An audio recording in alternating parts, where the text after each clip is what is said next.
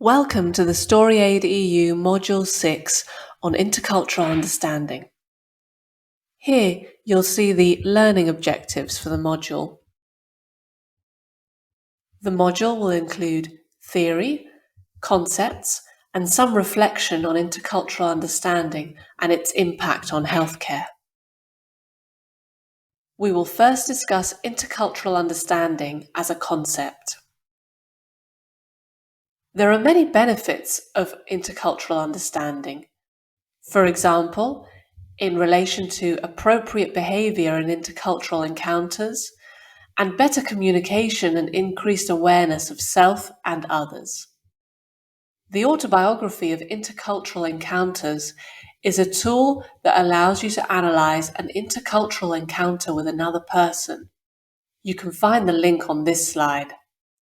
It is highly recommended as a useful tool for health practitioners. Although there are many definitions of culture, this is just one example. Culture is a shared, learned human behavior, a way of life. It incorporates social heritage or tradition that is passed on to future generations. And it's the way humans solve problems of adapting to the environment or of living together. What is the role of culture? We can talk about culture with a capital C, for example, opera, classical music, literature, theatre, the classical concepts of culture.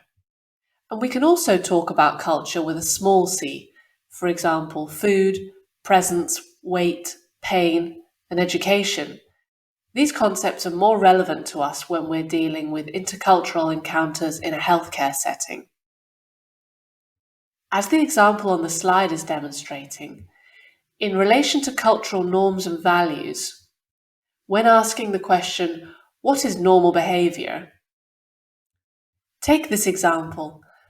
Silence on the ward for increased well-being might not always be the correct behavior, as it depends on cultural values. In some cultures, having the extended family present around the patient is a concept of health improvement and not silence. Similarly, the treatment by medical or social care staff of the patient can differ depending on the cultural context. When discussing the possible impact of cultural understanding on health, here are some examples. Social closeness and role of authority. May the consultant inform the patient directly about their medical condition, or do they need to consult with the family members of the patient? Is the patient belonging to a cultural background where the focus is on the individual, or do they belong to a cultural background where the group is the focus? Grief. It depends on the cultural background how and when grief is expressed. In some cultures, grief is hidden due to cultural values. Is the grieving process an individual experience or a group experience? Nutrition. Some patients will need different types of nutrition while being in hospital based on their cultural background. Rituals, belief, and pain can all differ depending on cultural values and norms. Is a patient not expressing their pain as this would be a weakness according to their cultural beliefs? Patients may describe their pains using different organs of the body. But one needs to be careful as there are limitations. Not everything can be explained by culture. It can also depend on specific situations, social status, or personality. We now move on to cultural theory. We will go through the following cultural theory examples in the coming slides. Here is a video outlining the ICEBERG principles on culture. You can find the link in the slide. Here are some cultural stereotypes. We encourage you to pause the video and discuss or evaluate definitions of stereotypes. Can you add anything to the list compiled here? Bennett's developmental model of intercultural sensitivity describes 6 specific stages we experience when we move from an ethnocentric view of the world to an ethno-relative one. How do we believe that other people are just the same as us? Do we believe that they are all different? How do we deal with cultural diversity? Again, you can watch the video for further information. Here you can find Bennett's 6 stages explained in more detail. I'm sure you'll notice many are highly applicable to healthcare settings. The next 2 slides demonstrate that there is a close connection between experience of otherness and perceptions of behavior. It's important that we're aware about our own behaviors when dealing with cultural diversity and in the context of intercultural encounters. Cultural dimensions are our preferred choices in our behavior and attitudes. For example, there is a cultural dimension relating to communication styles that all differ from each other. You might concentrate on what you're saying, while others might focus on how they are communicating. Cultural value orientations are the specific means that societies use to solve universal problems. Societies are facing similar challenges, for example, social structure, shelter, food, or protection. Their solutions to these challenges differ, such as explaining cultural diversity.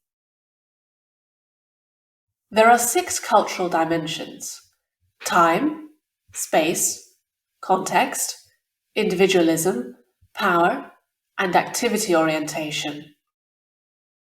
So, what separates us from our external environment?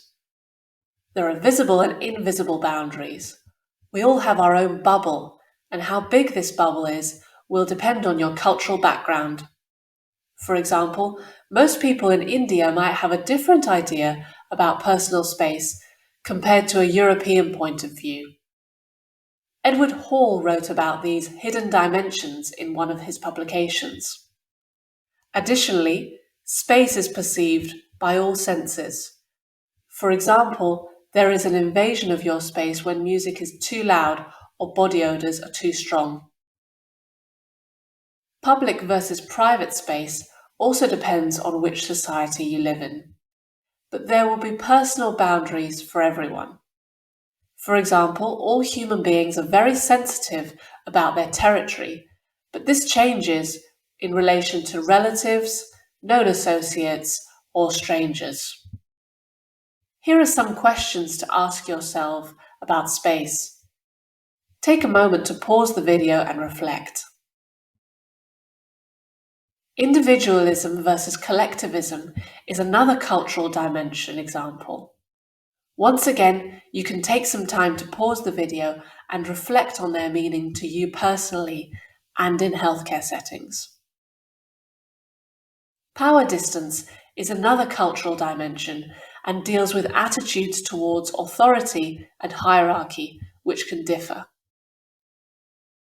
Low power distance can minimize status difference, enable questions of high status positions, and create an environment where subordinates expect their superiors to consult with them. Alternatively, high power difference is when hierarchical inequalities are seen as essential for society and its well-being, people are assumed to be unequal, and distance between the powerful and less powerful is accepted as natural. In this module, we've decided to wrap up in a different way. Rather than offering you key takeaway points, we have outlined a number of reflective questions which will aid you in understanding culture in your own healthcare setting. Please feel free to pause the video and try out some of these exercises. Thank you for listening, and we hope you enjoyed the module.